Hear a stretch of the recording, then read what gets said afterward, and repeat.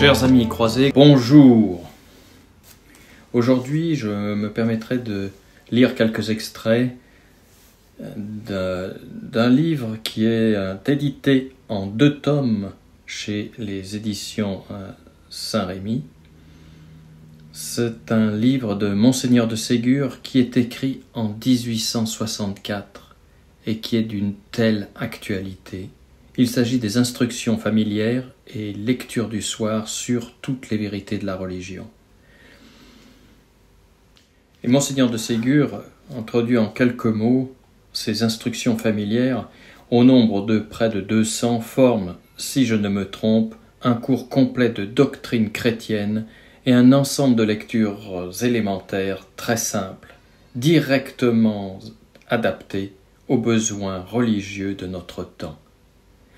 Eh bien, voyez-vous, après 160 ans plus tard, ces lignes sont d'une absolue actualité, parce que toujours vraies, puisqu'il s'agit de vérité. Pour tous ceux qui recherchent la vérité, eh bien, qu'ils soient satisfaits de trouver dans ces 2 tomes l'explication chrétienne du monde qui les entoure. Premier chapitre du tome 1, parlons de la vraie science. Il y a des gens qui savent beaucoup de choses et qui, cependant, sont étrangers à la seule science nécessaire. Il en est d'autres qui savent peu de choses, que l'on regarde comme des ignorants et qui possèdent en réalité la véritable science. Les premiers sont les hommes, trop nombreux, hélas, qui ne veulent pas s'instruire de l'unique science nécessaire, de la science qui conduit au salut éternel, de la science de la religion. Ils savent ce que l'on peut ignorer sans danger, et ils ignorent ce que tout homme doit savoir en ce monde sous peine de perdre son âme. Les seconds sont les vrais chrétiens, qui mettent en avant tout Dieu et leur salut. Ils ont la vraie science, la science que rien ne remplace et qui ne permet de se passer de toutes les autres. Connaître Dieu, s'instruire de la religion de Dieu est notre premier devoir à tous. Pourquoi tant de gens y manquent-ils ? 3 raisons sont évoquées ici. Premièrement, parce que, dit-on, il faut être savant, il faut avoir des livres, oui, et de gros livres pour pouvoir étudier la religion. C'est bon pour monsieur le curé qui sait le latin et pour les riches qui ont reçu de l'éducation, mais le pauvre peuple n'est pas si habile et l'étude de la religion n'est pas faite pour lui. Ceux qui parlent ainsi ne se doutent pas de ce qu'est la religion. Le bon Dieu qui nous donne sa religion la donne principalement aux pauvres et aux petits, qui sont ses enfants privilégiés. Pour le connaître, l'aimer et le servir, il n'est point nécessaire le moins du monde d'être savant, il n'est point nécessaire de savoir le grec et le latin, il n'est pas même nécessaire de savoir lire. Il suffit d'écouter de bon cœur, avec un esprit droit et sincère, les enseignements de l'Église que nous apporte notre curé. Les prêtres sont chargés par les évêques, pasteurs de l'Église catholique et ministres de Jésus-Christ, d'enseigner à tous les chrétiens, riches et pauvres, savants et ignorants, ce qu'il faut croire, de ce qu'il faut faire pour servir Dieu, pour aller au ciel. Enseignés eux-mêmes et conduits par le pape, qui est le vicaire de Jésus-Christ et le pasteur infaillible des évêques et des fidèles. Les évêques enseignent les prêtres et les peuples. De telle sorte que le moyen de connaître la vraie foi et la vraie morale chrétienne est d'écouter avec docilité la parole du prêtre catholique. Quand on est instruit, quand on sait le latin et qu'on peut étudier dans les gros livres, on peut certainement apprendre bien des choses que l'on ignorait sans cela. Mais cette science n'est pas nécessaire. Et, quoiqu'il soit souvent très utile, on peut être excellent chrétien et un très bon serviteur de Dieu sans la posséder. Deuxièmement, quand bien même, ajoute-t-on, je pourrais connaître la religion sans livre, il me faudrait du temps pour aller entendre mon curé, et j'ai bien d'autres choses à faire. Il me faut travailler pour gagner mon pain et celui de ma famille. Certes, rien de mieux que la vie laborieuse d'un honnête ouvrier. Mais est-ce bien le travail qui vous empêche d'aller le dimanche à la messe et d'y écouter l'instruction religieuse? N'est-ce pas plutôt l'indifférence? Pourquoi ne pourriez-vous pas ce que peuvent tant d'autres qui ont, comme vous, à gagner leur vie par un travail soutenu? Si vous donniez à l'Église et à la parole de Dieu les longues heures que vous dépensez peut-être sans scrupule au cabaret et au café, vous auriez le temps de devenir un grand savant en matière de religion. Sachez-le bien, on peut ordinairement ce que l'on veut en pareille matière. On sert Dieu quand on veut le servir d'une volonté forte et sérieuse. Quand on veut, on trouve du temps, et plus qu'il n'en faut, non seulement pour aller le dimanche à la messe et entendre les instructions du prêtre, mais encore pour lire de bons livres et s'instruire à fond de la grande science du salut. Enfin, et troisièmement,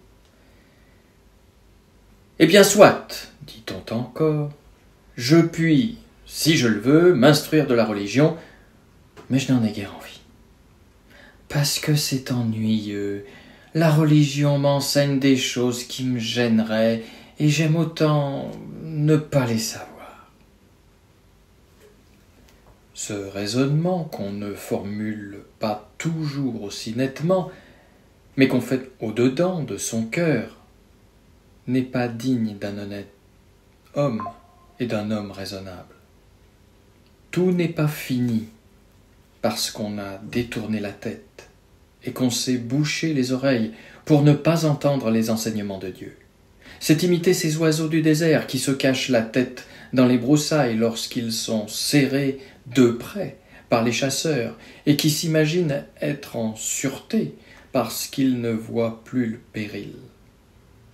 Pauvre ami, vous serez pris par le divin chasseur, à la puissance de qui nul ne peut échapper. Si en ce monde vous échappez à la poursuite de son amour, dans l'éternité, vous tomberez infailliblement sous le coup de sa justice. Ne vaut-il pas mieux aller à lui de bon cœur et mériter par cette fidélité ses éternelles récompenses? Si le service de Dieu vous pèse parfois, souvenez-vous du paradis et de l'enfer, que la foi nous enseigne d'une manière si positive. Souvenez-vous du paradis, qu'il faut gagner à tout prix, de l'enfer qu'à tout prix il faut éviter. Lequel est préférable, se gêner un peu et être heureux pour toujours, ou bien se laisser aller pour un moment à ses caprices et être malheureux, sans remède et sans fin? Et puis, est-il bien vrai que la religion soit si pénible? Si elle impose quelques sacrifices, n'offre-t-elle pas en échange des consolations, des joies, une paix, une force, un pur bonheur 1000 fois préférable à tout ce que peuvent nous donner nos caprices et nos passions satisfaites? Il n'est rien de si vraiment heureux qu'un bon chrétien, ou, pour mieux dire, il n'y a que lui seul qui connaisse le bonheur véritable. Laissez donc de côté, lecteur, mon bon ami, les tours d'esprit et les objections. Soyez bon et simple, ne cherchez pas à vous tromper vous-même. On ne trompe pas Dieu. Qui jugera tout homme à sa mort? Ayez bonne volonté, instruisez-vous de votre religion, aimez-la et pratiquez-la. Son joug est doux, et le fardeau qu'elle impose est léger. Ce que c'est que la religion. Bien des gens dans le monde ne veulent pas entendre parler de religion. Son seul nom excite par la colère. Ils en parlent avec une animosité, un dédain, un mépris vraiment étrange. La connaissent-ils? L'ont-ils étudiée? Y ont-ils découvert ce que d'autres n'y voyaient pas? Non. Ce sont le plus souvent des hommes d'une éducation fort superficielle qui ont oublié depuis longues années le peu de christianisme qu'on leur a enseigné dans leur enfance et qui, à mesure que l'âge a développé leurs mauvaises passions, à mesure qu'ils ont fréquenté davantage les cabarets, les cafés, les mauvais lieux, les clubs, les mauvaises compagnies, sont devenus de plus en plus ennemis de la religion. Qu'y a-t-il donc en elles qui puisse ainsi exciter leur haine? Pour ma part, j'ai beau chercher, je n'y vois rien que du bon, de grand, de beau, de consolant, rien qui ne soit digne de Dieu, digne d'un homme honnête et raisonnable. Qu'est-ce en effet que la religion?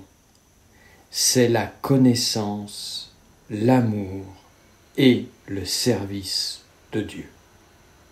C'est le lien sacré qui nous unit à notre Créateur et à notre Père. C'est la grande science qui apprend à tous, aux riches comme aux pauvres, aux enfants comme aux hommes faits et aux vieillards, aux savants comme aux ignorants, ce qu'ils sont, d'où ils viennent, où ils vont, pourquoi ils sont sur la terre, quelle destinée les attend après cette vie, quel chemin il faut suivre pour être bon et heureux, quel désordre il faut éviter pour n'être pas mauvais, malheureux, puni. C'est la science et la pratique du devoir. Qu'y a-t-il là, je le demande, qui mérite quelque blâme, quelque invective? La religion ne nous fait que du bien. Elle recueille, elle soigne, elle soulage, elle prévient même, autant que possible, toutes les misères humaines. Elle est la protectrice de l'enfance. C'est elle qui, dans sa sainte compassion pour la faiblesse de cet âge, a élevé de toutes parts des asiles pour les enfants abandonnés, pour les enfants malades, pour les enfants convalescents, pour les orphelins. C'est elle qui a fondé des maisons de patronage pour les apprentis et les jeunes ouvriers. C'est elle qui a fondé les hospices, les maisons de refuge, etc., et qui a suscité d'innombrables congrégations religieuses, d'hommes et de femmes, pour soigner les malheureux, les malades, les prisonniers, les pestiférés, pour recueillir les voyageurs égarés ou harassés de fatigue, pour aider les femmes de mauvaise vie à quitter leur désordre, etc. C'est la religion qui a civilisé nos sociétés modernes, et toutes nos grandes idées de liberté, d'égalité, d'amour fraternel, d'amour des pauvres, d'où nous sont-elles venues, sinon de cette religion chrétienne que des ingrats repoussent des blasphèmes? Citation. Sans la religion, où en serait le monde, disait Napoléon sur son rocher de Sainte-Hélène. Le plus grand service que j'ai rendu à la France a été d'y rétablir la religion catholique. Sans la religion, les hommes s'égorgeraient pour la plus belle femme ou pour la plus grosse poire. Fin de citation. Et certes, Napoléon n'était pas un esprit faible ni un bigot. Ce besoin d'égalité qui tourmente si vivement notre société, où se trouve-t-il le plus pleinement et le plus légitimement satisfait, si ce n'est dans le sein de la religion? Voyez dans nos églises confondues, mêlées ensemble, à côté les uns des autres, le riche et le pauvre, le maître et le serviteur, le fidèle et le pécheur repentant. Au pied de la chaire, au baptême, au confessionnal, à la sainte table, il n'y a qu'une règle pour tous. C'est le même Dieu, la même messe, la même bénédiction, la même foi, les mêmes espérances, la même éternité ouverte devant tous. Quelle égalité! Et comme elle est douce et paisible, elle élève tout et ne bouleverse et ne rabaisse rien. La religion est l'amie de l'homme. Elle soigne et bénit son enfance, sa vie tout entière, sa vieillesse, sa mort. Elle le dépose pur et joyeux dans le sein de son Dieu, qui, pendant son épreuve sur terre, l'a rendu bon, pur, heureux, et qui, pendant l'éternité, le récompense de sa fidélité. Aimons donc, vénérons cette sainte religion chrétienne, instruisons-nous de ses enseignements et pratiquons-les. Plus on connaît la religion, plus on l'aime, et plus on l'aime, plus on l'applique, et plus on l'applique, plus on la pratique. Elle n'a pour ennemi que les vices, les mauvaises passions, l'orgueil, l'ignorance, la débauche. Quand on est bon, on est tout porté vers elle. Dès qu'on veut faire le mal, on commence à la rejeter. Elle est donc bonne puisque le mal est son seul ennemi. Elle est donc bonne puisqu'elle rend bon tous ceux qui la pratiquent sincèrement. Elle est donc bonne puisqu'elle ne fait que du bien. La plaie la plus profonde de notre siècle, plaie qui, Dieu merci, se cicatrise tous les jours de plus en plus, c'est l'ignorance religieuse, l'indifférence religieuse. La religion est le salut de la France. Le Français qui repousse la religion est un insensé qui ne comprend ni ses intérêts, ni les intérêts véritables de son pays. Si tout finit à la mort. Oui, répondent sans rougir certains hommes de plaisir. Dans leurs pensées, il n'y a d'autre différence entre eux, leurs chiens et leurs chats, que la couleur, la peau et la manière de marcher. Malgré tout notre amour pour la modestie, nous avouons que nous sommes plus fiers que ces personnes-là, et que nous voyons entre les bêtes et les hommes une différence plus fondamentale. En quoi consiste-t-elle donc? En ce que l'homme a une âme capable de réfléchir, de vouloir d'aimer et d'agir librement. Une âme créée par le bon Dieu et à son image, et qui, pour cette raison, est un esprit immortel. Un esprit est un être que nous ne pouvons voir avec nos yeux, entendre avec nos oreilles, toucher avec nos mains.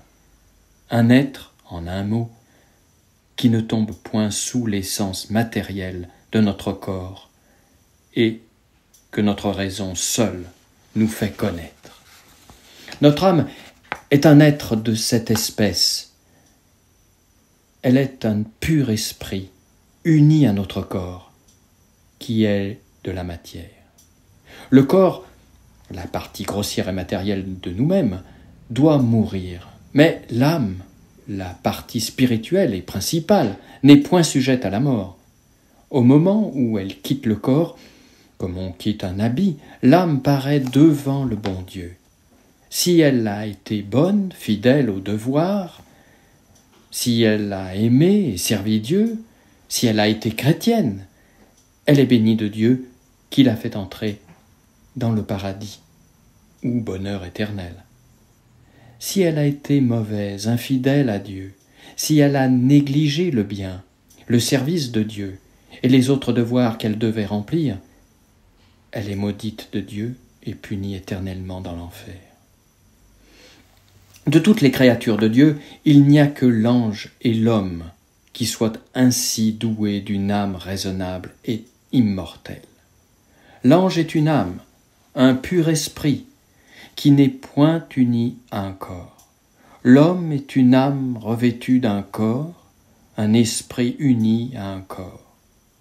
La bête est un corps sans une âme raisonnable, libre et immortelle.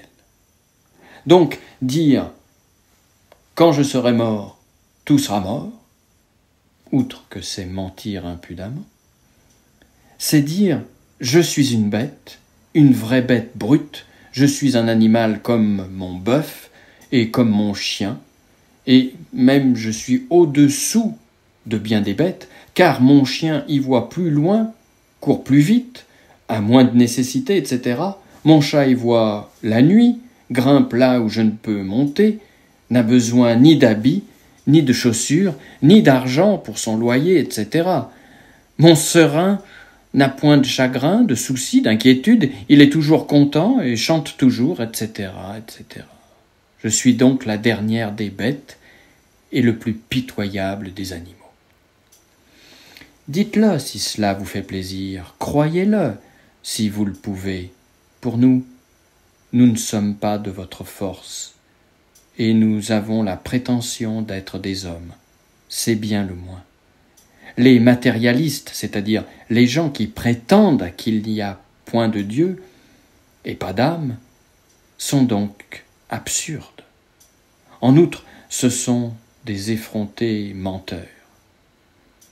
Ils mentent à leur conscience, et ils savent bien qu'il n'en est pas comme ils disent.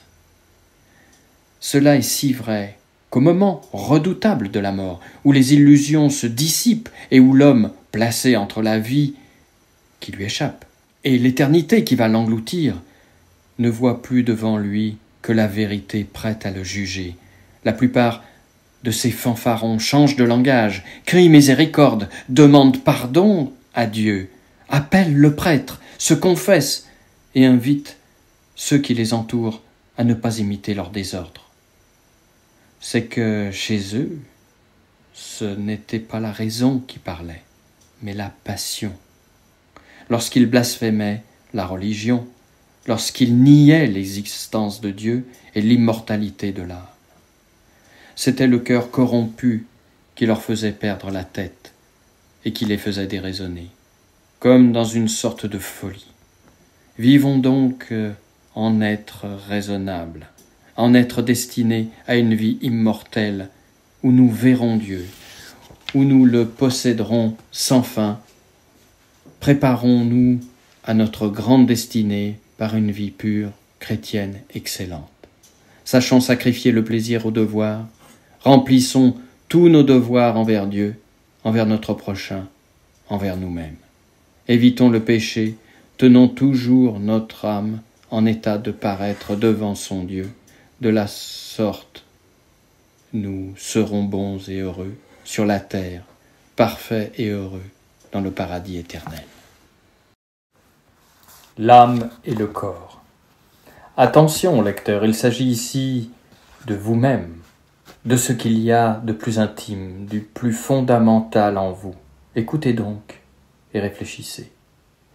Vous et moi, nous avons un corps composé de chair et d'os, et nous semblons, à n'en juger que par les dehors, n'être que des animaux plus perfectionnés que les chiens et les chats. Les bêtes ont, en effet, un corps à peu près organisé comme le nôtre, des yeux qui voient comme nos propres yeux, des oreilles qui entendent tout ce que nous entendons, et en un mot, des organes qui font vivre et agir leur corps absolument comme nos organes font vivre le nôtre. Sommes-nous donc des bêtes? Hélas, si l'on s'en tenait aux apparences, et si on examinait la vie de beaucoup de gens, on serait tenté de répondre que oui. Quelle différence y a-t-il, en effet, entre une bête et tel ou tel homme qui ne pense, qui n'aime et qui ne vit que comme une bête, ne s'inquiétant que de boire, de manger et de dormir? Pour vous, cher lecteur, je sais qu'il n'est en point ainsi, et vous savez sans doute réfléchi souvent à cette autre partie de vous-même que l'on appelle l'âme, et qui fait la seule distinction de l'homme et de la brute. Lorsque vous pensez, c'est votre âme qui pense en vous. Lorsque vous aimez, c'est votre âme qui aime en vous. Lorsque vous voulez une chose, c'est votre âme qui la veut. L'âme est un esprit créé à l'image de Dieu et capable, pour cette raison, de connaître la vérité, d'aimer le bien et d'agir librement. Votre âme est d'une nature bien plus parfaite que votre corps. Aussi, est-ce à votre âme que le bon Dieu se communique quand il vient à vous, en vous éclairant de la double lumière de la raison et de la foi, et en remplissant votre cœur de sa grâce, afin de gagner votre amour. C'est votre âme qui est bonne ou mauvaise, et non point votre corps, selon qu'elle se porte vers le bien ou vers le mal, selon qu'elle se sépare de Jésus-Christ par le péché, ou qu'elle s'unit à lui par l'obéissance et par l'amour. Votre corps, tout seul, ne serait pas susceptible d'être bon ou mauvais. Cependant, l'un et l'autre, le corps et l'âme, sont unis intimement, et tellement unis que nous ne sommes des hommes que par suite de cette union. Notre vie, qu'est-elle autre chose en effet que l'union de notre corps et de notre âme? Mon âme est l'hôte vivant et invisible de cette demeure visible que j'appelle mon corps. C'est mon âme qui anime mon corps, qui pense par mon cerveau, qui aime par mon cœur, qui voit, qui entend, qui parle, qui agit, qui souffre, etc., par mes organes et par mes sens. Mais l'âme, à son tour, a une vie qui résulte de son union libre et volontaire avec notre Seigneur Jésus-Christ. Et toute la force qu'elle possède pour faire le bien vient de cette source divine. Elle peut mourir, c'est-à-dire se séparer de Dieu par le péché. Et alors, elle imite le démon à la révolte duquel elle s'associe.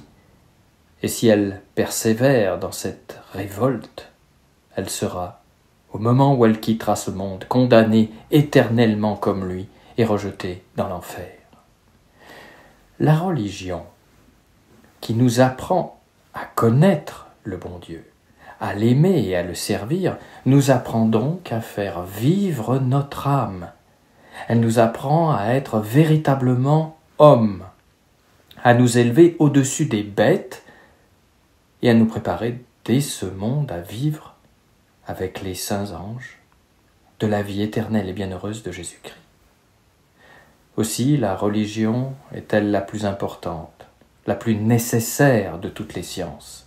Elle est notre guide dans le chemin de la vie.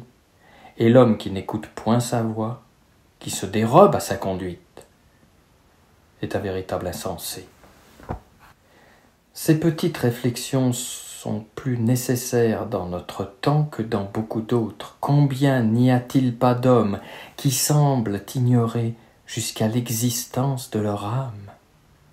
Et combien d'autres, en plus grand nombre encore, vivent comme s'ils l'ignoraient.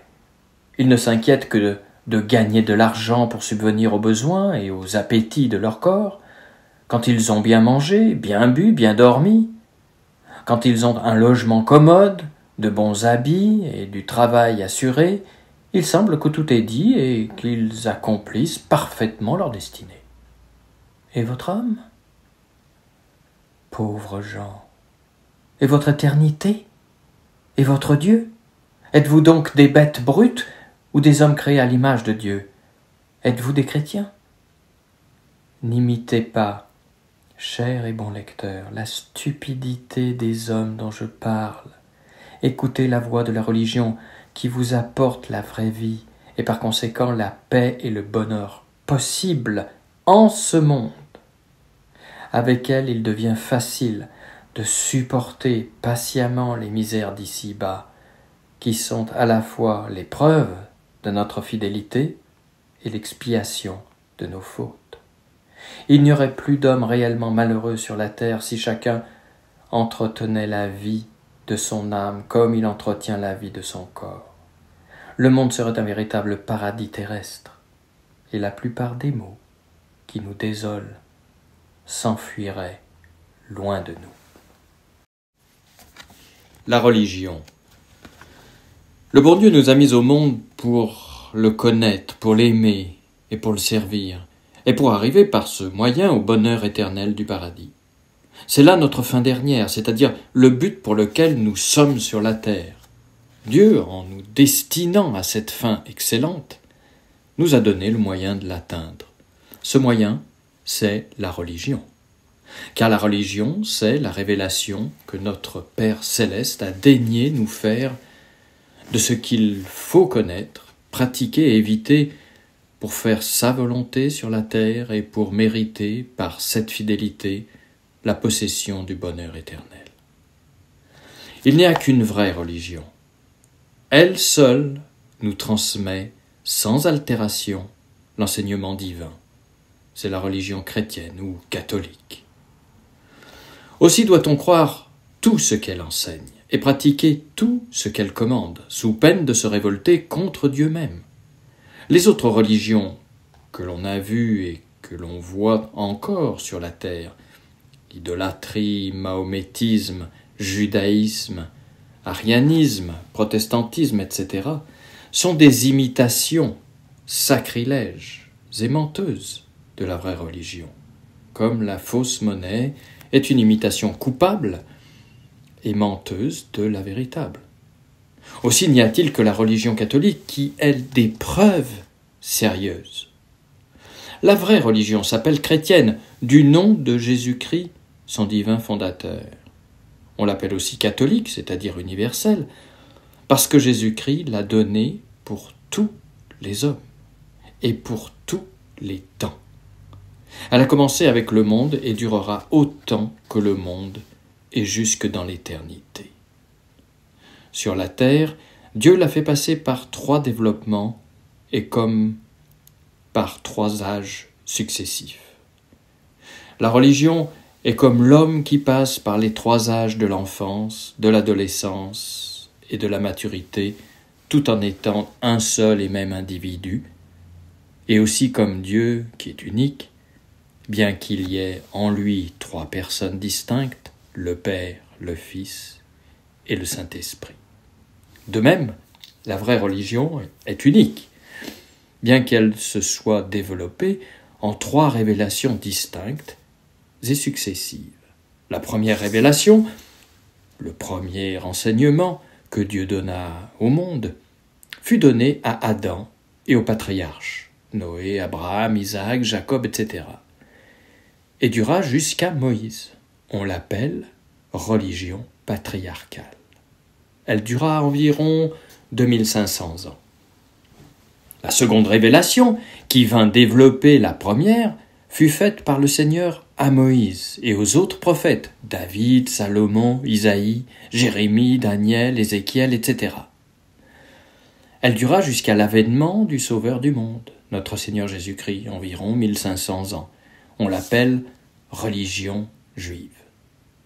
La troisième et dernière révélation de Dieu, qui est la religion chrétienne ou catholique, développa et compléta les 2 précédentes. Elle fut faite par le Fils de Dieu lui-même, Jésus-Christ, qui apparut au monde il y a 1863 ans, et dont le règne n'aura point de fin. Jésus-Christ, Dieu fait homme, est le centre et le chef de toute la religion. Comme le soleil, en son plein midi remplit tout l'espace, celui qu'il a parcouru déjà, celui qu'il occupe et celui qu'il doit parcourir encore, vivifiant tout par sa bienfaisante lumière. Ainsi Jésus-Christ, roi éternel des âmes, rédempteur et salut de l'humanité, rempli de ses divines influences, le passé, le présent et l'avenir. C'est lui qu'ont en effet regardé de loin les saints patriarches, les prophètes, les anciens fidèles. C'est lui qu'ils ont attendu. C'est lui qu'ils ont aimé. C'est en lui qu'ils ont cru, qu'ils ont espéré, qu'ils ont été sauvés. C'est lui qu'ont regardé, adoré, aimé les apôtres et les autres élus de son siècle. C'est lui que regardent et que regarderont jusqu'à la fin des siècles les générations humaines qui doivent venir et qu'il doit toutes juger. Ce divin maître, après avoir donné aux hommes la troisième révélation et leur avoir appris tout ce qu'il est bon de savoir en cette vie sur la religion, a poussé son amour jusqu'à mourir sur une croix pour expier nos péchés et satisfaire la justice de son Père. Et là, il attend dans la gloire. Il nous a purifiés dans son sang et nous a ouvert les portes du ciel que le péché nous avait fermées. Il nous a purifiés dans son sang et nous a ouvert les portes du ciel que le péché nous avait fermées. Ressuscité, glorieux, triomphant, il remonta vers son Père, et là, il attend dans la gloire éternelle tous ses vrais disciples, c'est-à-dire tous ceux qui croient à sa parole, qui pratiquent sa religion, qui imitent ses exemples et qui emploient les moyens de salut qu'il a institués avant de quitter la terre. Nous verrons plus loin que, pour conserver pure et intacte sa sainte religion et pour la répandre dans tout l'univers, Jésus-Christ a institué une Église, c'est-à-dire un corps de pasteurs, chefs spirituels des hommes, gardiens de la doctrine, dépositaires de son autorité. Nous verrons que le chef suprême de ces pasteurs, et par conséquent de tous les disciples de Jésus-Christ, est le pape, évêque de Rome, successeur de l'apôtre Saint-Pierre, prince des apôtres, et qu'ainsi la religion chrétienne est la religion qu'enseigne le pape, vicaire de Jésus-Christ. Cette religion divine durera autant que le monde, sans aucun changement dans sa doctrine, sans crainte d'aucune altération par le mélange de l'erreur. Elle est l'œuvre de Dieu. Celui qui l'a faite veille sur elle. Jésus-Christ la couvre de sa toute-puissance. Après le jugement dernier, la religion chrétienne ne finira point. Arrivée dans le ciel, à son perfectionnement absolu, elle durera dans tous les siècles des siècles. Tous ses membres seront saints, dignes de Jésus-Christ, leur divin chef, qui les fera participer à sa béatitude et à sa gloire admirable. Et ainsi, par la religion chrétienne, l'humanité, sortie de Dieu, rattachée à Dieu, dont elle s'était séparée par le péché, rentre en Dieu pour l'éternité. Dans la religion chrétienne est la vraie lumière et le vrai bonheur de l'homme en ce monde et dans l'autre. Tout y est grand, simple, bon, digne de Dieu et digne de l'homme. Heureux donc celui qui connaît cette sainte religion. Mais bien plus heureux encore celui qui la pratique et en fait la règle de sa vie. Il accomplit la volonté de son Dieu. Il marche dans la droite voie. Il connaît son Créateur. Il le sert, il l'aime. Il en est aimé et béni. Et après les épreuves de la vie, il recueille la plus magnifique des récompenses. Exposition sommaire de la religion chrétienne. La raison pour laquelle, dans notre France, tant de gens honnêtes et bons d'ailleurs, vivent en dehors de la religion et demeurent païens au milieu d'une société chrétienne, c'est qu'ils ne connaissent pas la religion.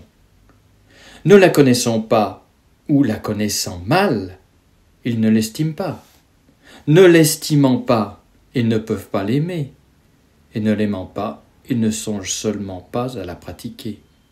Hors de la vie de tous, les désordres qui inondent dans notre siècle notre malheureuse patrie viennent de ce qu'on n'y pratique pas la religion.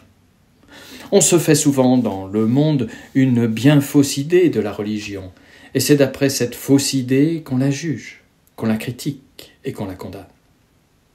C'est là une déplorable légèreté, et c'est pour vous éviter de tomber dans un défaut si commun que je veux vous exposer sommairement cette grande, magnifique, sainte et bonne religion chrétienne.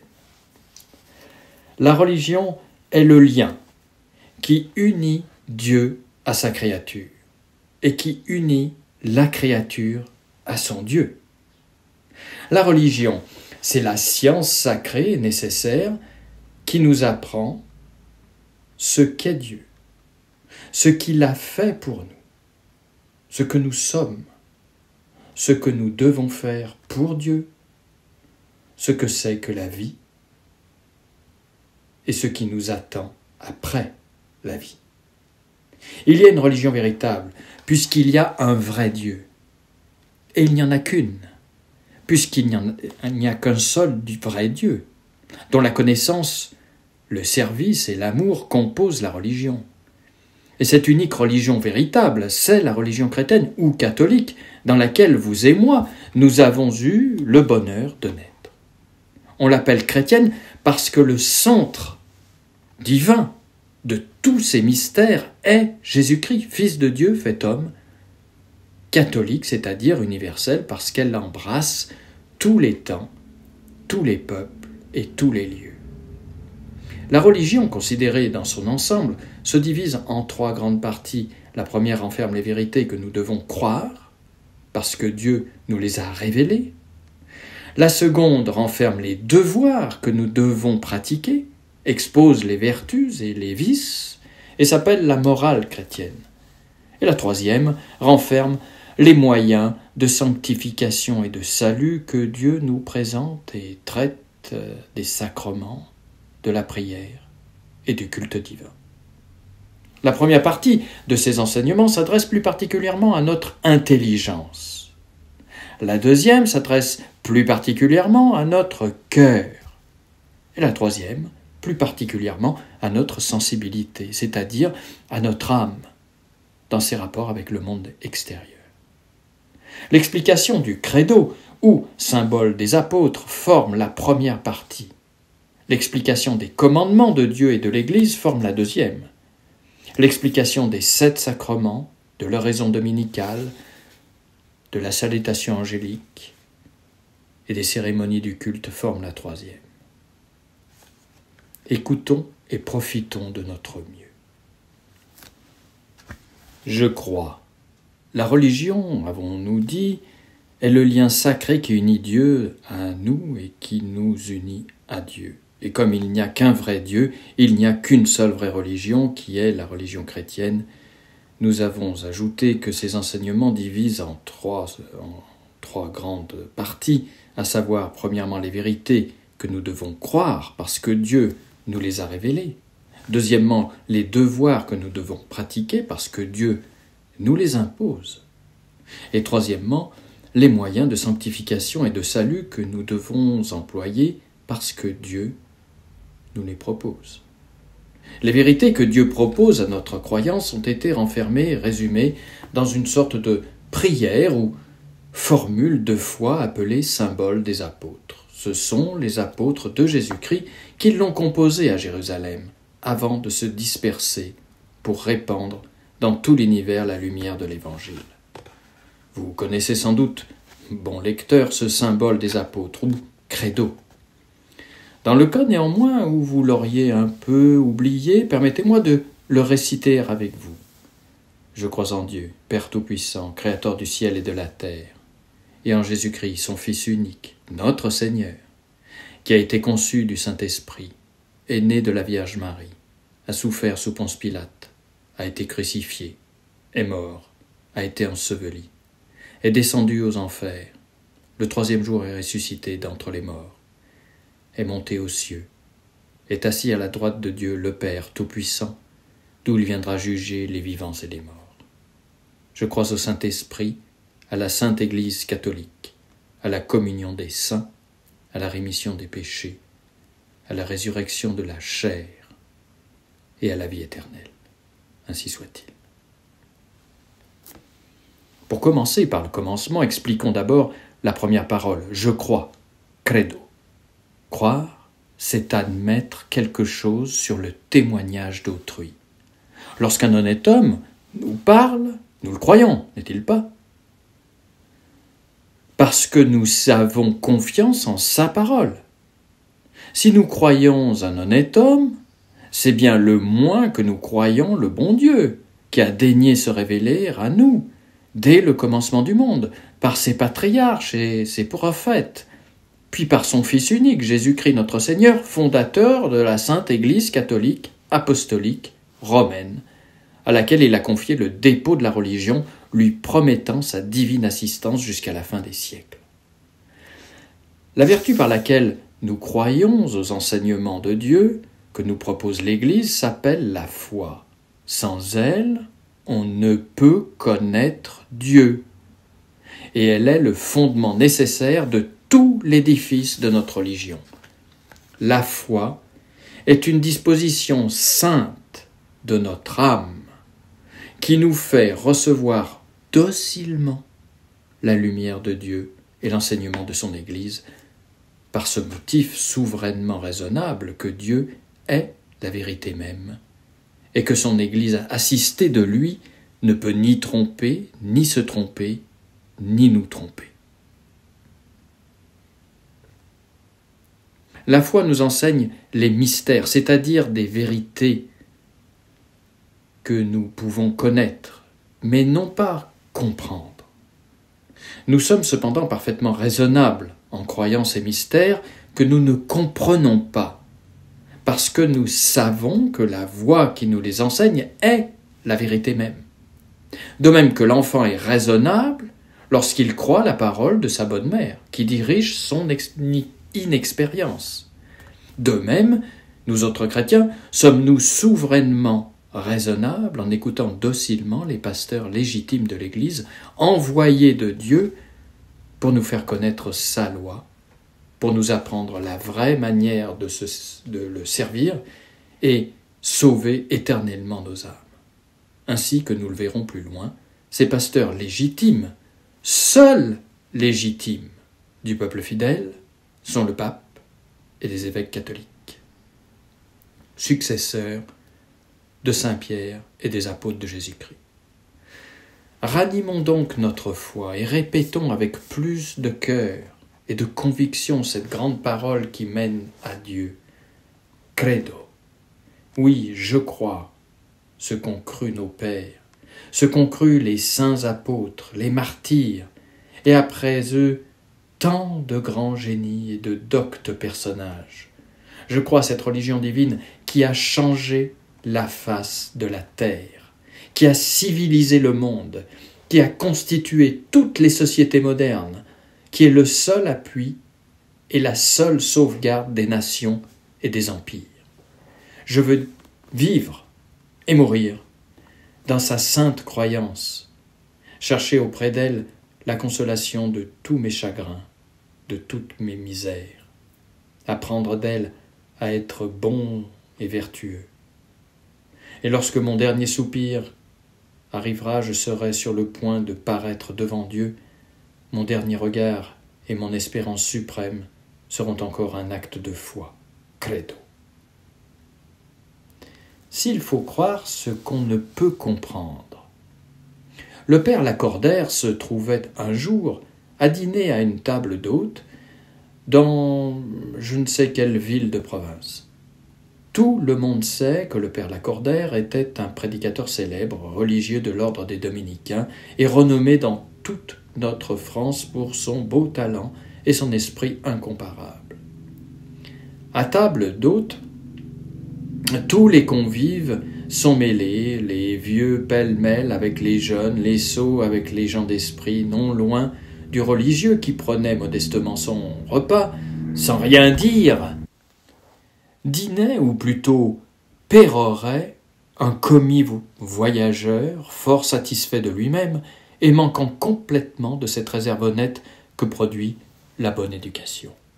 C'était un vendredi, un jour maigre, occasion précieuse pour tous les commis voyageurs qui dînent à table d'hôtes de montrer au public combien ils se mettent au-dessus de tout ce qu'ils appellent les vieux préjugés.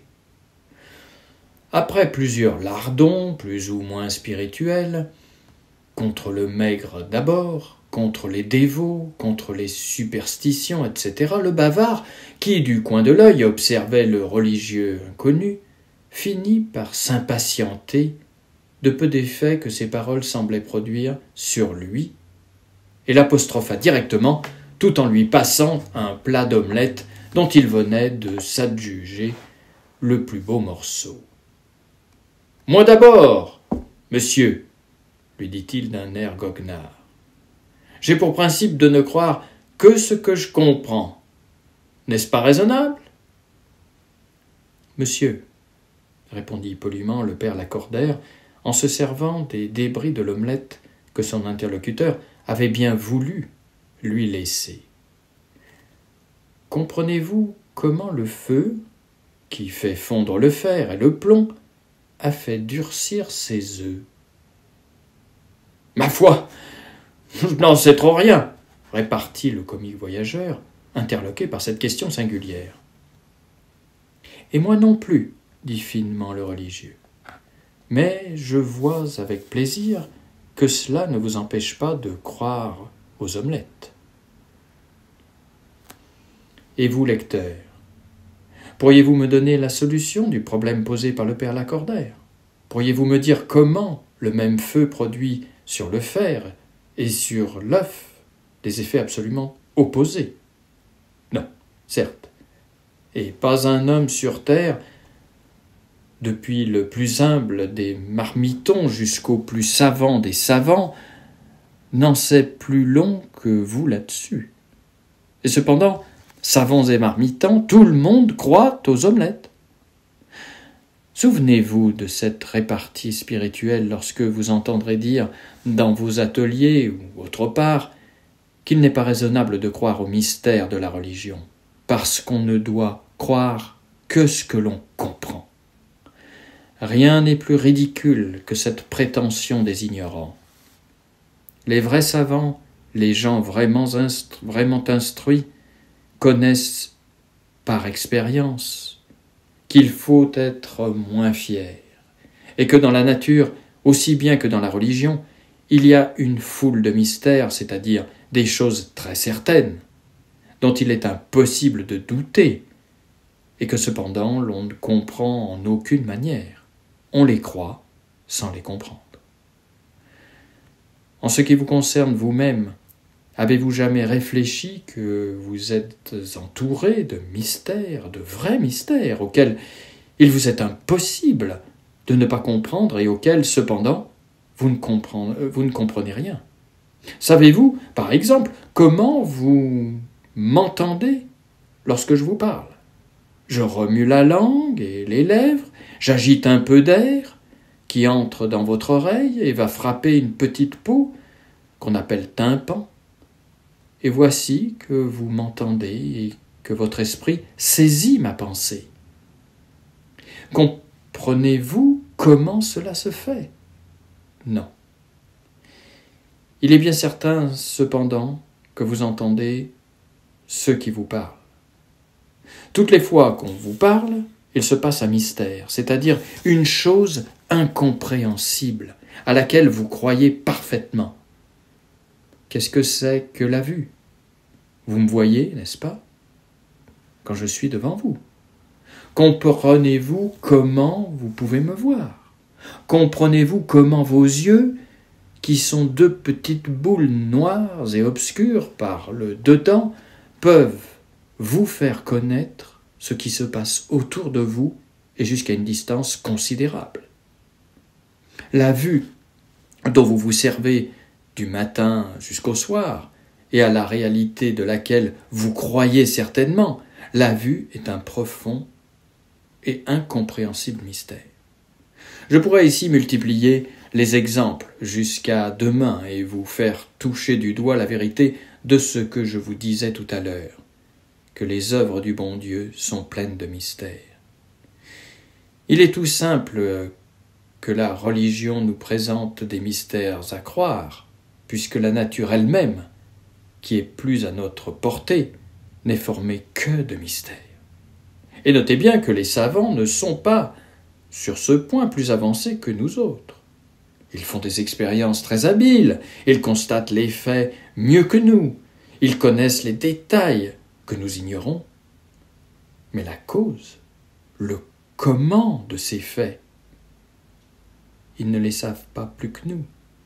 C'est le secret de Dieu. Qu'est-ce que le vent? D'où vient-il? Pourquoi et où commence-t-il? Qui le fait finir? Les savants l'ignorent comme nous. Qu'est-ce que la chaleur? Qu'est-ce que la lumière? Comment le blé pousse-t-il? Comment viennent les fleurs, les fruits? Qu'est-ce que le soleil? Qu'est-ce que les astres, etc., etc. Le bon Dieu qui déteste avant tout l'orgueil veut nous rappeler sans cesse, par les mystères de la nature et de la religion, que notre esprit dépend de lui aussi bien que tout notre être.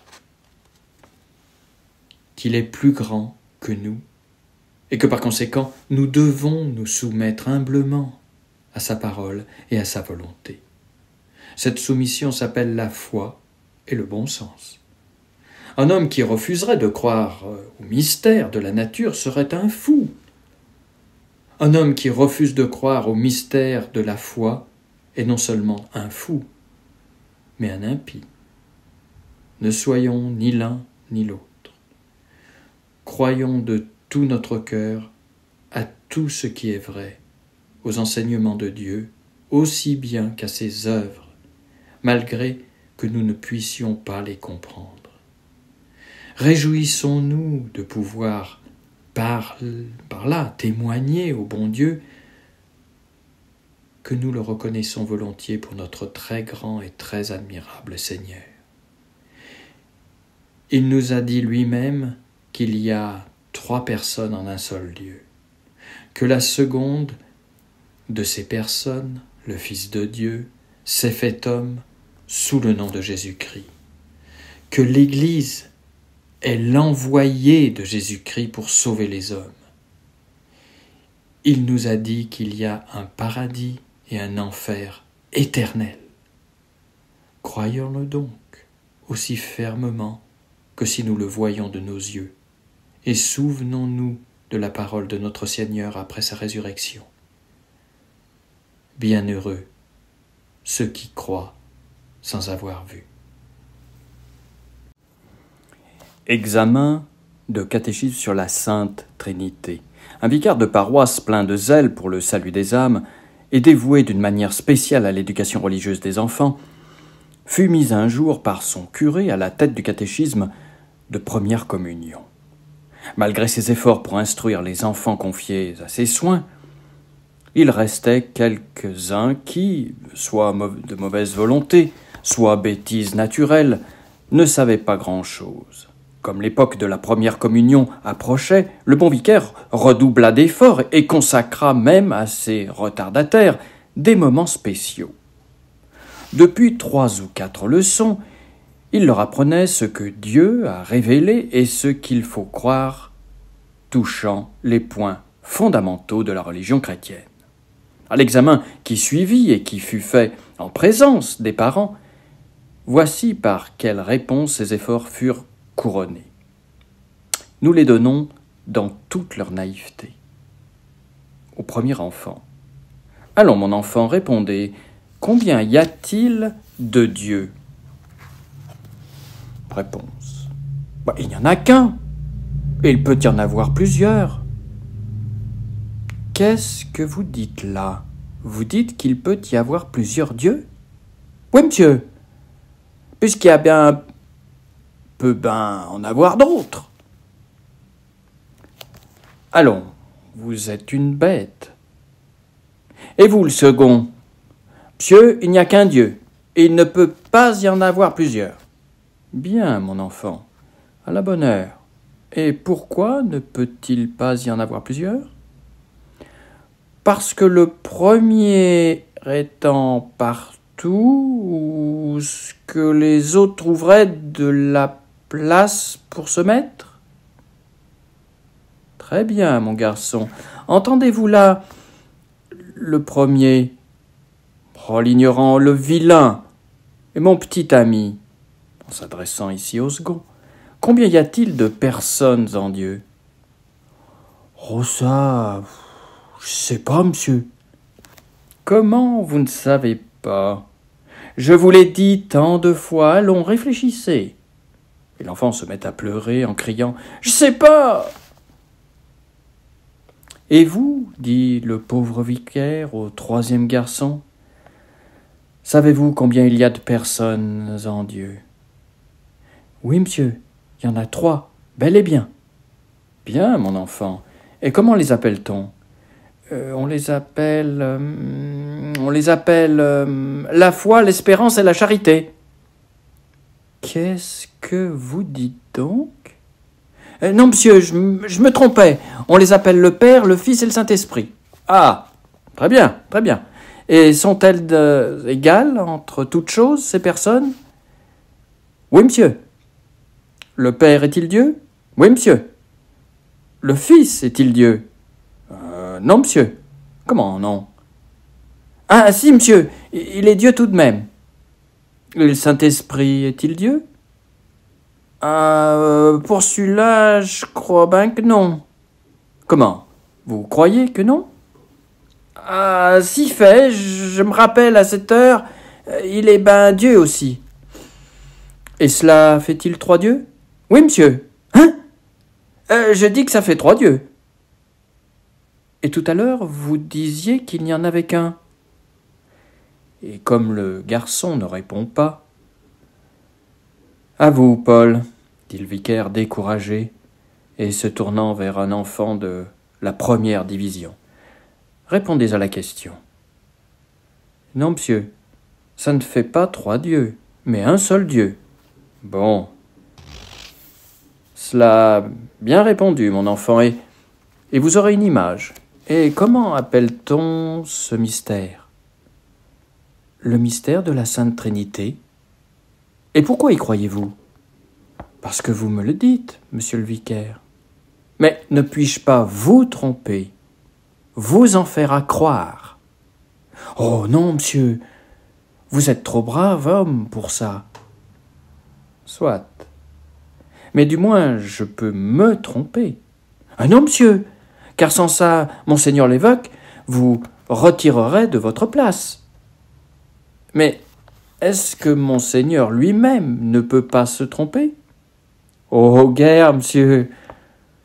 Cependant, il n'est pas infaillible.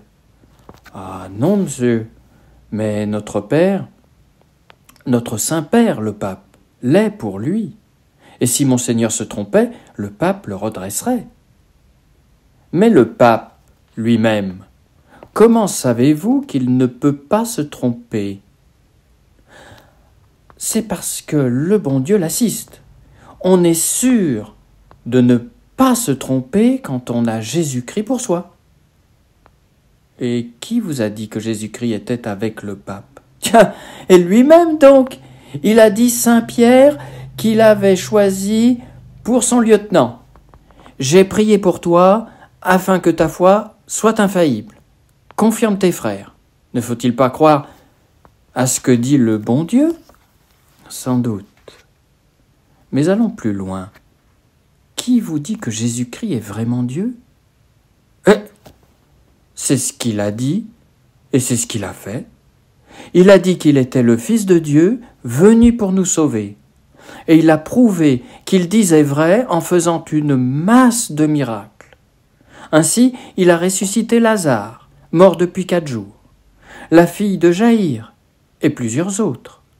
Il a multiplié 5 pains, de manière à nourrir une fois 5000 hommes, une autre fois 7000.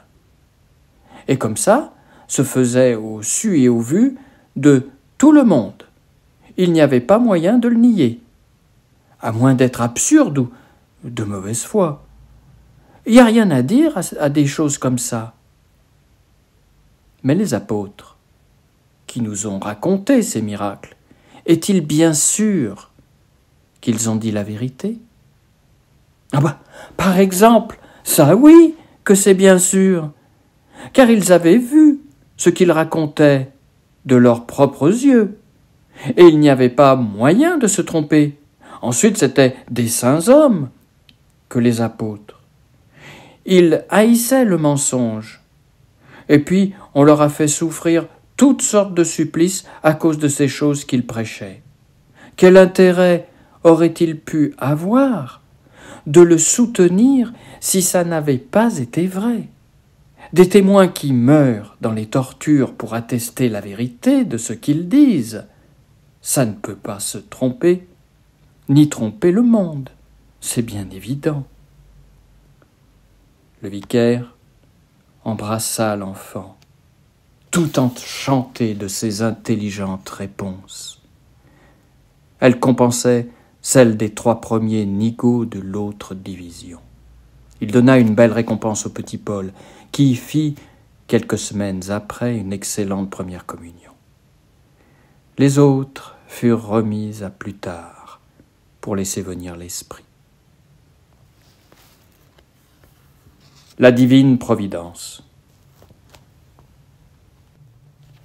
La providence est le soin que Dieu prend de toutes ses créatures et surtout de l'homme, sa créature intelligente.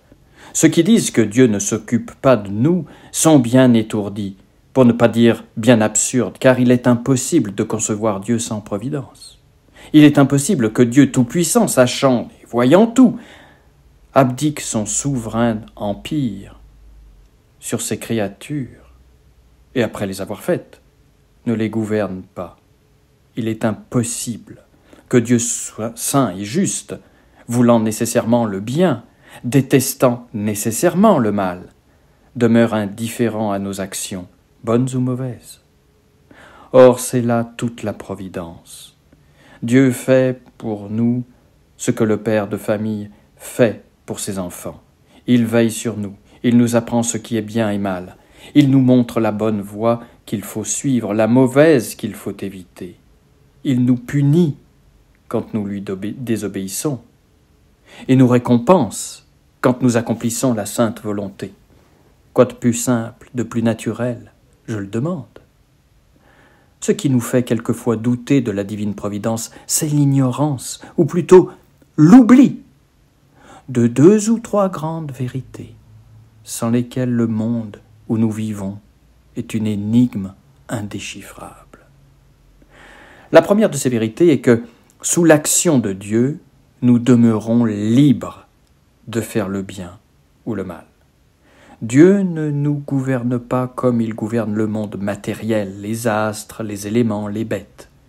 Il nous traite en créatures raisonnables, capables d'accepter librement et d'acquérir le trésor du bonheur. Il ne néglige rien pour nous faire choisir le bien. Instructions, avertissements, tendres invitations, terribles menaces, il n'épargne rien. Il nous comble de ses grâces, il nous environne de secours. Mais il ne nous force pas. Ce serait détruire son ouvrage. Il respecte en nous les dons qu'il nous a faits. La seconde vérité, qu'on oublie souvent, c'est que la vie présente n'est que la préparation à la vie éternelle qui nous attend tous au-delà du tombeau. La troisième est que nous ne sommes plus actuellement dans l'état pur et parfait où Dieu nous avait créés, mais bien dans un état de déchéance, du désordre moral et dès lors d'expiation par suite du péché. La grâce de Dieu nous a été, il est vrai, rendue par Jésus-Christ notre Rédempteur, mais de telle sorte, cependant, que la justice divine est encore à exercer ses droits imperceptibles. Quiconque a devant les yeux ces 3 vérités fondamentales du christianisme voit s'évanouir aussitôt toutes les difficultés contre la providence. Le monde, la vie, tout change d'aspect. Le bien n'est plus, pour le chrétien, ce que les gens du monde appellent de ce nom les plaisirs, les richesses, la gloire humaine. Le bien, c'est ce qui le prépare plus parfaitement à ce bonheur infini, ineffable, éternel, dont la vie présente n'est que la courte préparation. Et il comprend, dès lors, pourquoi Jésus-Christ a dit dans son évangile « Heureux les pauvres, heureux ceux qui souffrent, heureux ceux qui pleurent, heureux ceux qui sont persécutés pour la justice, car une grande récompense les attend dans le royaume des cieux. » Le mal change également d'aspect, et en demandant chaque jour à son Dieu de le délivrer du mal, le chrétien ne demande qu'à être délivré de ce qui peut le priver de ce bonheur éternel, le sol solide, le sol pur, le sol durable. La souffrance, les larmes, les 1000 douleurs de la vie ne sont plus pour lui que la juste punition du péché. La religion lui montre dans ses peines inévitables des afflictions passagères destinées dans les desseins de son Père, de son bon Père, qui est aux cieux, à éprouver sa fidélité, à le purifier de ses fautes, à le rendre plus semblable à son Sauveur crucifié, à lui faire mériter un plus grand bonheur dans l'éternelle patrie. Elle lui fait supporter avec patience, quelquefois même avec joie. Elle lui fait aimer la main paternelle qui ne le frappe que pour le sauver. Soyez chrétien et vous comprendrez la providence. Si vous ne l'êtes pas, vous ne pouvez rien comprendre à Dieu, à l'homme, à la vie, à tout ce qui vous entoure. Si parfois, dans vos déceptions et dans vos souffrances, vous sentez s'élever dans votre cœur quelques murmures, quelques doutes contre la providence du bon Dieu, si vous êtes tenté de demander pourquoi tant d'inégalités dans les conditions de la vie présente, pourquoi celui-ci est né pauvre et celui-là riche, pourquoi tant de peines, tant d'afflictions chez les uns, tant de prospérité chez les autres, pourquoi cet homme mis en place et vous en une autre, pourquoi la rigueur des saisons, pourquoi les privations de la pauvreté, pourquoi cet accident de fortune, de santé, quand la santé, la fortune vous serait si utile, pourquoi ce criminel impuni et ce juste dans la souffrance, pourquoi cet homme bienfaisant enlevé par la mort et non pas ce méchant qui demeure, etc.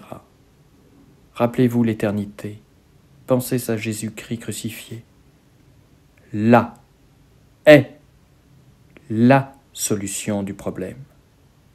Dieu est patient parce qu'il est éternel. Il récompense par les passagères prospérités de la terre le peu de bien que fait ce méchant, ce grand pécheur, que son épouvantable éternité doit punir comme il le mérite. Et c'est juste que le monde répute si malheureux, le bon Dieu leur fait expier par de courtes afflictions les fautes inséparables de la faiblesse humaine. Il apprête les couronnes éternelles qui récompenseront à jamais leurs vertus. L'éternité est la justification de la divine providence. C'est à la mesure de l'éternité qu'il faut juger tout ce qui nous arrive en ce monde. Hors de là, il est impossible, nous le répétons, de rien comprendre au dessein de Dieu sur nous. Ce que Dieu fait est bien fait. Et s'il permet le mal, c'est toujours pour un plus grand bien. Un trait de providence. Une pauvre femme, qui vit encore à Paris, recevait tous les jours 2 portions d'aliments dans une maison religieuse. C'était son dîner quotidien pour elle et son vieux mari, savetier sans ouvrage. Pauvre dès l'enfance, la mère Georges avait appris, par une dure expérience, à plaindre les pauvres. Elle compatissait parce qu'elle les connaissait, aux horreurs de la faim et aux angoisses de l'abandon. Elle vivait dans une misérable cabane où, malgré sa propre détresse, elle recueillait d'autres malheureux et trouvait encore moyen de les secourir. Entre ses protégés, il y avait un pauvre orphelin de 8 ans, à qui elle donnait une partie de son chétif repas. Un jour, elle rentrait chez elle avec son panier et ses vivres accoutumés. L'enfant la vit venir. « Mère Georges, lui dit-il, j'ai bien faim. Donne-moi à manger. Je n'ai pas encore mangé aujourd'hui. »« Tiens, mon garçon, lui dit la bonne femme en l'embrassant, mange. Mais laisse-en un peu, car moi non plus, je n'ai pas encore déjeuné. » L'enfant y allait de si bon cœur qu'elle n'avait pas le courage de l'interrompre. Et cependant le panier se vidait, et on commençait à voir le fond des écuelles. Le petit affamé mangea tout, embrassa la mère Georges et s'en alla en chantant. La bonne femme, debout sur sa porte, le regardait partir. « Voilà tout de même, pensait-elle, mon dîner qui s'en va. Et mon pauvre mari, que va-t-il dire? Que lui donner ?» Pendant qu'elle faisait ces tristes réflexions, son attention fut distraite par un petit chien blanc qui, du bout d'un terrain sur lequel la cabane était bâtie, accourait à elle, poursuivi de près par un gros dogue. Le Roquet tenait dans sa gueule quelque chose de presque aussi gros que lui. C'était un énorme morceau de pain blanc. Il arrive droit à la pauvre mère, dépose à ses pieds le pain auquel il n'avait pas touché, et se sauve de côté. Le gros chien s'était arrêté à quelque distance. Stupéfaite, la bonne femme ramasse le pain. Une grosse tranche de viande était au milieu. Il y avait de quoi faire un excellent repas. Elle rentra à la maison. « Oh mon Dieu !» s'écria-t-elle, en tombant à genoux et en pleurant de joie. « Voilà donc que vous me rendez vous-même le dîner dont je me suis privée pour vous. » Ce fut le dîner de la Providence. Jamais le pieux ménage ne mangea de si bon appétit. La bonne femme ne fit que chanter des cantiques toute la soirée et toute la nuit, tant elle était contente de ce trait de la protection du bon Dieu. Et le lendemain, en la racontant, elle avait encore les larmes aux yeux. « Le bon Dieu, me disait-elle en finissant son récit, est le grand trésor des trésors. Avec lui, on ne manque de rien, même quand on a bien de la misère. »